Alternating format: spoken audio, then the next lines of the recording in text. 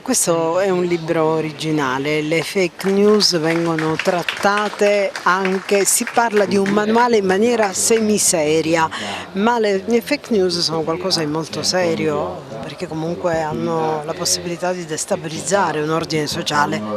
Sì, è esattamente così. Noi proviamo con l'ironia ma anche con un po' di divulgazione, proviamo a cercare di far comprendere che le fake news sono cose serie, sono attentati che vengono fatti quotidiani anche con alla nostra incolumità, perché molto spesso una fake news può destabilizzare, e quindi io credo che noi abbiamo provato a dire: le fake news sono queste, si possono combattere in questo modo, vi facciamo vedere che, come ha fatto Raimondo Moncada, le possiamo inventare talmente grosse e voi potreste anche crederci.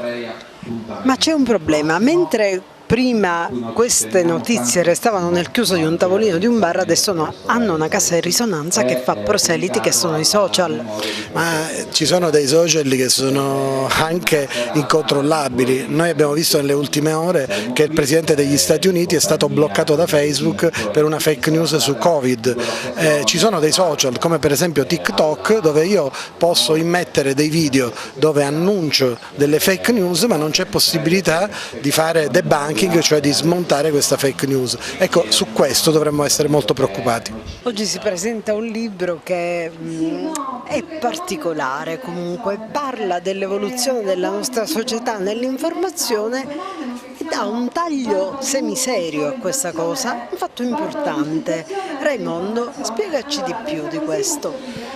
Semiserio, diciamo, il fenomeno è molto serio, molto grave, che è quello delle fake news, che incide proprio sulla solidità del nostro sistema costituzionale, democratico, sulle industrie, sulla nostra economia, eccetera. È nata, ecco, questa idea, direi originale, unica anche nel panorama editoriale, quello di abbinare l'aspetto scientifico, divulgativo, rigoroso sul fenomeno, analizzato da un esperto in materia a livello nazionale, qual è Francesco Pira, insegnante docente all'Università di Messina, e una parte, ecco, di fake news false proprio palesemente false, presentate come false già dal titolo e nel corpo delle notizie. E lo scopo, l'obiettivo nostro è quello di aprire, ecco, gli occhi, aprire il cervello dei lettori, di chi ascolta, di chi vive sui social, e non prendere tutto per vero, anche le notizie palesemente false. Noi presentiamo le notizie false come false, e ecco, il nostro scopo è quello di dire: state attenti alla notizia, non vi fate complici di chi guadagna sulle notizie false e di chi distrugge le persone, la dignità delle persone, di associazioni, con le notizie false. Per esempio i terrapiattisti sono una parte rilevante di questo fenomeno. Ecco, c'è la possibilità attraverso questo libro anche di comprendere tutta questa serie di meccanismi perversi che portano questa gente a destabilizzare comunque la società. Sì, destabilizza la società, destabilizza l'industria, destabilizza quello che è la nostra quotidianità.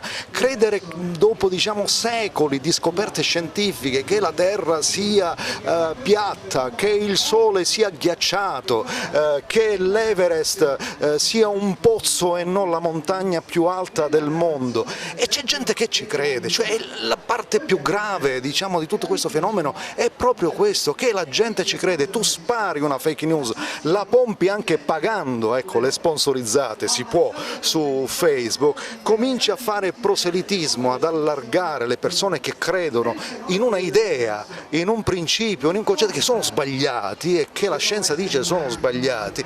Però intanto, ecco, oggi siamo 2, domani siamo 10, domani siamo 100, domani siamo 100.000, domani siamo un partito e andiamo a governare una nazione, uno Stato, un'Europa con le falsità.